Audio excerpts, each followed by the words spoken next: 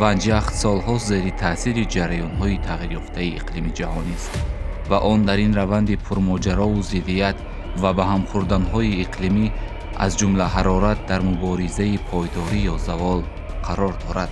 зеро ҷоришавии об ё худ обшавии пирях ҳамчун мояи сахт солҳост ки дигар як ҳолати муназзаму табиӣ нест, чаро ки вазъи иқлим ва густариши ҳарорату паёмадҳои иқлими ҷаҳонӣ ҳолати обшавии яхро кайҳост аз шакли табиӣ ба ҳолати буҳрониву мушкилоти коҳишёбӣ табдил кардааст, ки ин мураттабии вазъи пешинаро то андозае бесомон ва боиси нигаронӣ намудааст.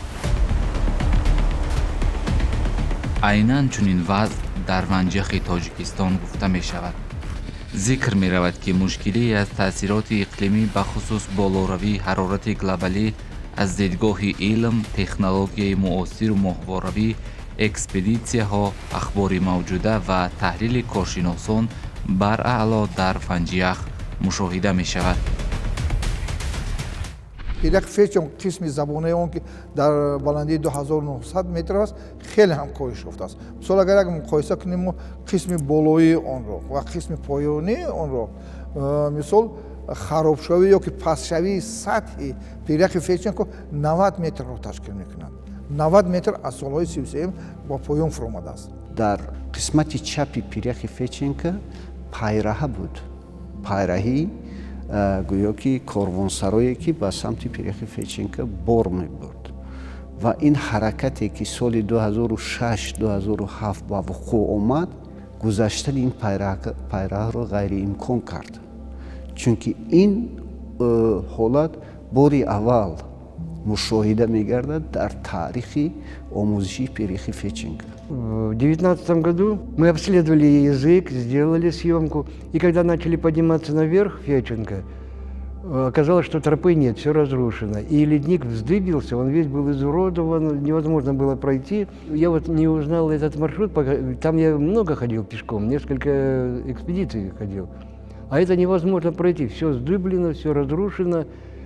Все озера исчезли, которые были на ледниках, на этом леднике. он далелҳое ки мо имрӯз ҷамъ овардем нишон медиҳад ки пиряхи фечен қисми забонаи пиряхи феченко дар натиҷаи гармшавии глобалӣ коҳиш ёфта истодааст. буҳрони гармшавӣ ва фоҷиаи экологии асри нав ки дар шакли тағйирёбии ҷараёнҳои иқлимӣ ва болоравии ҳарорати глобалӣ зоҳир аст, дар ҳар шакле таъсири худро ба ҳолати пирях расонида истодааст. хусусан тағйироти возеҳро дар қисмати забонаи ях метавон мушоҳида намуд.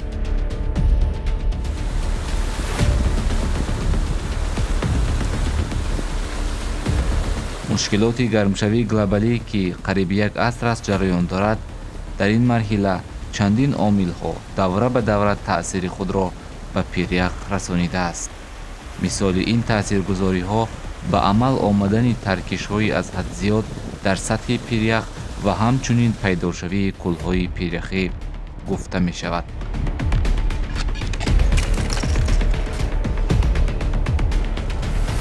аммо дар адабиёт зикр меравад ки таркишу зоҳиршавии кӯлҳои пиряхӣ як ҳолати табиии ҳаракати пирях аст. лекин ин ҷо нуқтаи ташвишовар ин аст ки солҳои ахир пайдошавии кӯлҳои пиряхӣ рахнашавии онҳо ба маротиб афзудааст ки инро омӯзишгарони соҳа аз таъсири тағйироти иқлим бахусус гармшавии ҳарорат медонанд. пайдо шудани кӯлам ин табиии ҳаракати пирях аст ки дар натиҷаи худи ҳаракати дохили пирях ӯ дар қисмати вақте ки пирях ба ҳаракат медарояд ё ин ки ҳаракат мекунад, дар дохили худи пирях гӯё ки маҷрои дарёи ҷоришаванда ба зери пирях аст. ҳангоми паст шудани қабати худи пирях ӯ ба поён мефурояд ва дар он қисмат вақте ки ба поён мефурояд, маҷрои оби дарёе ки ба зери пирях ҳаракат мекунад ӯро маҳкам мекунад ва дар ин қисмат кӯлҳои пиряхӣ пайдо мешавад ва ин кӯлҳои пиряхӣ бисёр вақт кӯлҳои гӯё ки дарозумр нестанд. Когда ледник находится в активном состоянии, там озер нет. там только глыбы льда и ничего больше. А когда вот он отступает, оседает, там образуются озера, а они опять же влияют. Ну, в процентном отношении так не очень много, но они небольшие, они так вот длину, допустим, ну, метров 30 на 40, вот такие бывают озера. Бывают поменьше, ну, влияют. Они лед растапливают.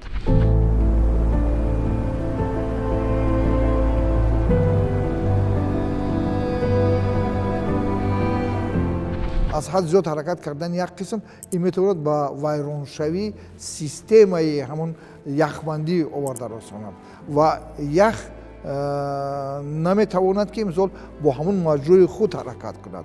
Мисол агар гирем ҳаракати агар дар як шабонарӯзӣ пирях мисол 15-20 сантиметр бошад дар кулӣ, дар қисми забонаи он метавонад ки то 1-1.5 метр аст. яъне ки нобаробарӣ мешавад ва барои ҳамин таназзулёбӣ ё деградатсия аз ҳад зиёд дида мешавад. соли 2006 то 2012-13 ҳаракати ҳамин шохобои пиряхи бивачнӣ ба худи гӯё ки шохаи асосии пиряхи Феченко бисёр ниҳоят таъсири калон расон.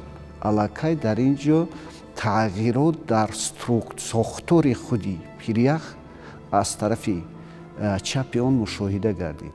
ҳангоми тағйирот ёфтан дар худи дохили сохтори пирях аллакай ин оварда мерасонад ба ҷараёни зиёдшавии таназзулёбии худи пирях дар минтақаи баландкӯҳ аст. илми пиряхшиносӣ ё глитсология як нишонаи хеле хуб аст ки ҳама ӯро эътироф мекунанд. чӣ қадар ки миқдори ҳавзҳо дар пирях зиёд бошад, яъне ки обшавӣ зиёд аст ва хавфи кандан зиёд аст. кӯлҳои пиряхӣ дар сатҳи пиряхҳо ва дар натиҷаи боз ҳам гармшавии ҳарорати ҳаво кандашавии онҳо сабаби пайдоиши селҳо мешавад ки инро мо дар мисоли пиряхҳои кашолаях ва пиряхи херсон ки пиряхҳои ҳаракаткунанда ҳастанд ва шохаҳои ҷанубии пиряхи ванҷех ҳастанд мушоҳида карда метавонем. ва давоми солҳои гуногун ҳаракати ин пиряхҳо боиси пайдоиши кӯлҳо ё ин ки селҳои яхе дар ҳавзаи дарёи Ванҷ гардидааст.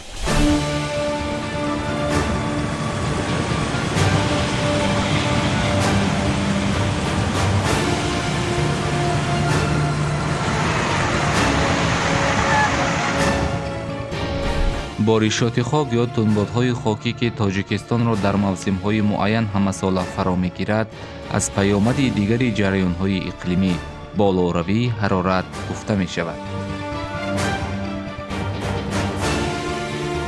омӯзишҳо нишон медиҳанд ки солҳои ахир воридшавии тӯдаи хокбоди намакин ба кишвар зиёд ба қайд гирифта мешавад ки ин паҳлӯи масъала ҷойи нигаронист, зеро мусаллам аст ки намак обшавии барфро меафзояд. агар назар кунем тамоми назди арал шӯрзамин гаштааст ва ҳамон чангу ғуборе ки бо намак бархоста меояд албатта ба тез обшавии пиряхҳо, яъне бо сурат обшавии пиряхҳо таъсир мерасонад, зарар мерасонад. шумо медонед ки ҳангоме ки барф меборад бисёриҳо намак мепошанд ки тезтар барф об шавад. дар пиряхҳо бошад ҳамин воридшавии чангу ғуборе ки намак дорад ин равандро метезонад ва ба боиси босурат обшавии пиряхҳо мегардад. ба тариқи куллӣ агар гирем худи гард ҳангоме ки пайдо мешавад мубодилаи боду ҳаво дар пирях дар минтақаи пирях вайрон мешавад ва як системаи парникӣ дар онҷо пайдо мешавад ва ин таъсир мерасонад. дар ҳамин маврид ман бояд қайд кунам ки сатҳи барф сафед аст. нурҳои риштое ки ба барфи сафед меафтад гашта инъикос мешавад, ба кайҳон меравад. агар сатҳ чӣ қадар аз сафед фарқ кунад ҳамон қадар фурӯбарии нурҳои зиёд мешавад ва ин боиси гарм шудани ҳамон хоке ки дар рӯи барф аст, ин гармӣ ба атмосфера ба пирях дода мешаваду тезтар об мешавад.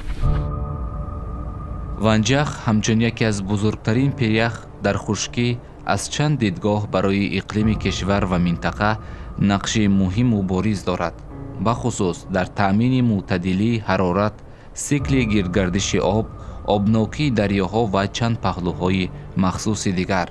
Он на танҳо ба Тоҷикистон, балки ба минтақаи Осиёи Марказӣ аҳамияти бузурги иқтисодӣ, экологӣ дорад. барои мушоҳидаҳои мунтазами метеорология ҳанӯз соли 1933 дар сатҳи пиряхи Ванҷах шабакаи обҳавошиносӣ насб карда шуд ва яке аз ҳадафҳои асосии насби ин шабакаи обҳавошиносӣ ин таъмини мушоҳидаҳои метеорологӣ барои давраи вегетатсионӣ барои кишварҳои поёноб аст. Чунки захираи обие ки аз пиряхи Ванҷах сарчашма мегирад ва тавассути дарёҳои Панҷ ва Вахш ба амӯ ҷорӣ мешавад, ин барои обёрии кишварҳои поёноб басо мусоид аст. пиряхи Ванҷах ин индикатори тағйирёбии иқлим дар минтақаи Осиёи Марказӣ мебошад. агар солҳои пеш ҷиҳати пешгӯӣ намудани ҷоришавии оби дарё дар давраи обёрӣ, дар давраи вегетатсия аз маълумоти захираи барфи Феченко истифода бурда, пешгӯии ҷоришавии оби дарёи Вахш ва оби дарёи Панҷро, умуман оби дарёи Амударёро дар ҳавза гӯё ки истифода мебурданд. Ванҷах на як пирях, балки як маҷмӯи бузургу пуриқтидори яххост, ки дар нишебии шарқии қаторкӯҳи Академияи Миллии илмҳои Тоҷикистон ҷойгир шудааст. пиряхи Ванҷах қариб 50 шохоб дорад. калонтарини онҳо Бивачи, Наливкин, Витовский ҷамъияти географӣ буда, дар баландии 2900 то 7480 метр аз сатҳи баҳр ҷойгир шуданд. минтақаи оид ба ҳарорати ҳаво, ҷойгиршавии боришоти Феченко нисбат ба дигар минтақаҳо фарқ дорад ва махсусан ташаккулёбӣ ва пайдоиши пиряхи Феченко ба ҳамин вобаста аст. барои он ки шамолҳои сернам ва ҳавои сернам ки дарозии пирях хеле ҳам бузург аст, ба ҳамин ҷо меояд ва боришот дар ҳамин ҷо зиёдтар меборад ва тариқи конденсатсияву ҷамъшавии намнокӣ дар ин ҷо бисёртар дида мешавад. барои як хусусияти хосе дорад водии гӯем ки системаи пиряхи Феченко. барои ин пиряхи Феченко аз 100 пирях иборат ҳастад. дарозии ин пирях 77 километр, масоҳаташ 650 километри квадратӣ гуфта мешавад. ҳаҷми умумияш ба 93,8 километр куб баробар буда, дар он қариб 100 километр куб об захира шудааст. барои чӣ муҳим аст омӯзиши пиряхҳо? барои он ки мисол пиряхҳо дар сатҳи ҷаҳонӣ 24 миллион километри кубиро ташкил мекунанд. ҳаҷмаш 24 миллион. обҳои ҳамаи дарёву кӯлҳову ҳамаи рудҳоро агар ҷамъ кунем, ҳамагӣ 1 миллион ҳастанд. яке захираҳои асосӣ ин дар пиряхҳо аст ва агар мо пиряхҳо аз ҳад зиёд обшавии онҳо аз байни равии онҳо дида шавад, албатта ин як дар ҳақиқат вак фоҷиа аст. омӯзишҳои илмӣ дар ин системаи яхпӯш хеле пеш оғоз шудааст. масалан, аввалин бор гардишгари рус Ашанин дар соли 1876 ин пиряхро шиносоӣ кардаву номи дӯсташ Феченко, яке аз нахустин муҳаққиқони Осиёи Марказиро ба он гузошта буд. аммо таҳқиқи ҳаматарафаи пирях соли 1982 бо роҳбарии академик Гарбунов шурӯъ шудааст. дар соли 1932 бо иқдоми Гарбунов дар канори пиряхи он замон Феченко, имрӯз Ванҷах, хонаҳои истиқоматӣ ва пойгоҳи ҳавошиносӣ дар баландии 4169 метр насб карда шуд ва 7 ноябри соли 1933 он ба фаъолият оғоз намудааст ва аз он замон шурӯъ шуд омӯзишҳои пайвастаи Ванҷах. На вертолетах мы залетали на ледник Феченко Обычно мы делали посадку, начинали работу с левого притока ледника Феченко, ледник Бивачный. Высаживались на вертолете в этом районе и далее ходили по всему леднику, спускались вниз к его языку. И по всей длине ледника, а он 74-75 километров в длину, поперек ледника были установлены так называемые поперечные профили. Там тоже были закреплены репера, и с этих реперов мы обследовали ширину ледника и состояние трещины, там, подвижки, понижение или повышение уровня ледника. Полностью это все проводили обследование, и таких поперечных профилей по всему телу ледника было около 12.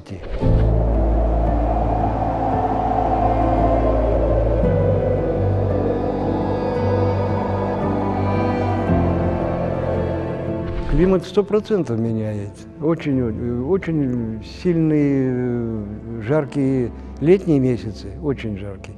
И мало выпадает осадков зимой. Вот это вот уже последние годы мы идем наблюдение за снегом постоянно.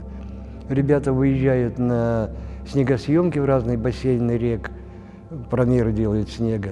И я как уже много-много лет работаю, я анализирую, расчеты делаю. Он отступает, снега мало. дар минтақаи Феченко миқдори боришоти солона зиёда аз 1500 миллиметр аст, ки асосан дар баландкӯҳҳо ва ҳамаи мо маълум аст, ки боришот ба намуди барф меборад ва дар натиҷаи баланд шудани ҳарорат дар минтақаҳои баландкӯҳ солҳои охир мушоҳида мегардад, ки дар баландкӯҳҳо на ин ки барф, балки борон меборад. ин омилҳо албатта ба коҳиши пиряхҳо, ба таназзули пиряхҳо таъсири худро мерасонад. Нисбат ба маълумотҳои солҳои 1961-90 ҳарорати ҳаво дар ҷумҳурии Тоҷикистон то соли 2030 0,2 то 0,4 дараҷа боло меравад ва то соли 2050 бошад дар ҳудуди наздик ба 2 дараҷа ва то соли 2085 ин нишондиҳанда дар минтақаҳои ҷануби кишвар ба 5 дараҷаи Селсия мерасад. тадқиқотчиёни ватанӣ аз ҳисоби олимону коршиносон ва мутахассисони маркази яхшиносии Академияи миллии илмҳои Тоҷикистон ва маркази яхшиносии агентии обуҳавошиносии кишвар дар пиряхи Ванҷах омӯзишҳои наву илмии худро доир намуда чунин пешниҳод доштанд, ки қисмати забонаи пиряхи Ванҷах 1 километри худро аз даст додааст ва ин раванд агар густариш ёбад, тибқи моделсозиву пешгӯиҳо вазъ хело мураккабу печида хоҳад шуд. соли 23 роҳпаймоӣ намуда ғафсии пиряхи Феченкоро омӯхтем. мисол ки дар қисми болои он пешгӯие ки мекунем, қисми болои он устувор аст. дар ҳақиқат мо далел пайдо кардем, ки дар ғафсии пирях дар баландиҳои 5-5.5 ҳазор метр қариб ки 1 километр аст, 1000 метр аст. яъне ки чӣ хеле ки солҳои 30 гуфта буданд, ба ҳамон устувор астак. яъне ин пешгӯи мост, ки қисми болои пиряхи Феченко ин устувор астак. обшавии пирях чӣ қадаре ки баланд равад, то баландии 3,5-4 метр агар ки равад, агар аллакай обшавии ӯ кам мегардад, чунки дар ин баландиҳо таъсири гармӣ ё ин ки нури офтобие ки ба худи пирях мерасад, шиддати он камтар аст ва обшавии он камтар мегардад. дар ин раванд аллакай камшавии ҷоришавии оби дарёҳоро мушоҳида карда мумкин аст. моделсозии иқлими ҷаҳонӣ густариши ҳароратро то солҳои 2050 ва то давраи соли 2100 боз ҳам шадидтар пешгӯӣ менамояд, ки дар ин гармшавию таъсиргузорӣ тавре ки маълумамон гашт, аввалин дараҷа пиряхҳо осебпазиранд, бахусус пиряхҳои хурд. якчанд сценарияҳои минтақавӣ ва махсусан ба пиряхи Феченко тааллуқ доранд, ки мисол баъди 50 сол чӣ мешавад, баъди 100 сол чӣ мешавад ва то соли 2100-ро ба тариқи куллӣ ба кадом ҳолат оварда мерасонад. ва мувофиқи ин сценарияҳо обноки то соли 50-ум 60-ум зиёд мешавад ва баъди он обнокӣ аз байн меравад ва хушкӣ дарёҳо хушк мешаванд. Ин сценариҳо дар илм маъмул ҳастанд. барои ҳамин каталоги пиряхи Федченко имрӯз асоси дастурамали олимони на ин ки Тоҷикистон ҷаҳониён мебошанд. инҷо саволе ба миён меояд ки барои ҳифзи пиряхҳо аз шиддати гармо, тунбодҳои омехтаи намак ва даҳҳои дигар паёмадҳои тағйирёбии глобалии иқлим ки ҷараён гирифта истодаанд чӣ бояд кард? оё имкону тавони ҳадди ақал як андоза кам кардани ин ҷараёнҳо ҳаст? Растения, они один из спасителей ледника, потому что они как и тень дают, и влагу забирают, и излишки от земли. Ну и в любой стране, где существуют ледники, можно обнаружить большую богатую растительность. На Федченко ее слишком сильно повырубали. Ну, это в 50-х годах.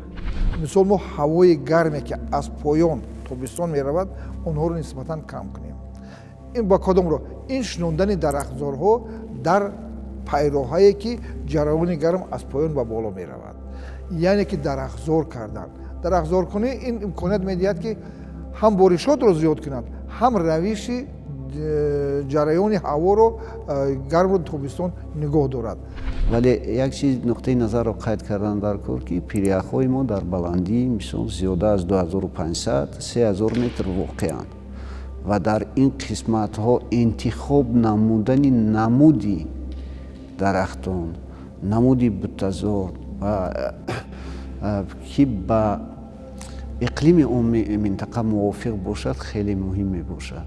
вақте ки ба атмосфера чангу хок ворид мешавад, мо танҳо бо бориш онро такшон карда метавонем.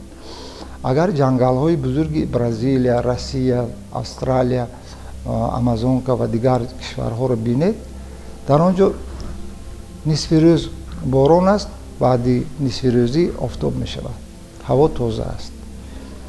танҳо ҳамин моро метавонад ки аз ҳамин чиз озод кунад ки мо ҷангалзорҳоро бунёд кунем. тағйирёбии иқлиму ҷараёнҳои он дар замони нав ба ҳар шаклеву ҳодисаи хонаи инсон, сайёраи обиву хокӣ заминро фаро гирифтаасту паёмадҳояш манбаъҳои бузургу азиму ҳаётбахши башар ва ҷумлаи мавҷудоти зиндаро бетаъсир намондааст. дар ин росто беш аз 30 сол аст ки Тоҷикистон аз ҷиддияти масъалаҳои мазкур ҷомеаи ҷаҳониро огоҳ менамояд.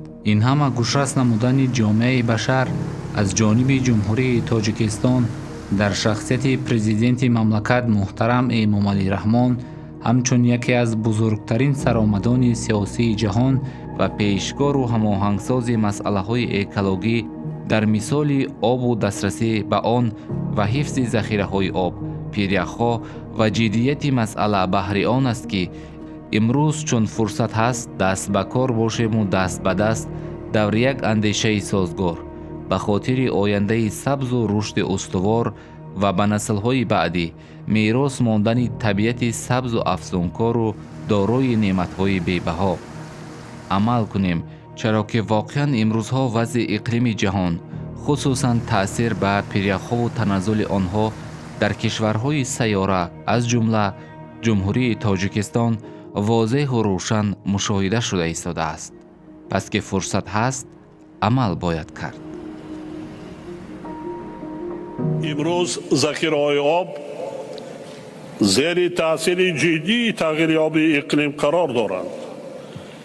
намунаи возеҳи ин падидаро мо дар обшавии босуръати пиряхҳо дар сатҳи глобалӣ аз ҷумла пиряхҳои Тоҷикистон мушоҳида менамоем. таи чанд даҳсолаи охир аз 13,000 пиряхи мо 1,000-аш пурра аз байн рафтааст. бо дар назардошти он ки пиряхҳо ва дигар манбаъҳои обии Тоҷикистон ки дар ҳудудаш 60% захираҳои обии Осиёи марказӣ ташаккул меёбанд, ин раванд ба нақшаҳои استفاده‌بری آب در کشورهای منطقه مشکلات علاوه‌ای را به بار خواهد آورد. در این زمینه ما در دایره ائتلاف آب و اقلیم پیشنهاد نمودیم که سال 2025 سال بین المللی حفظ پیریخ‌ها اعلام کرده شود.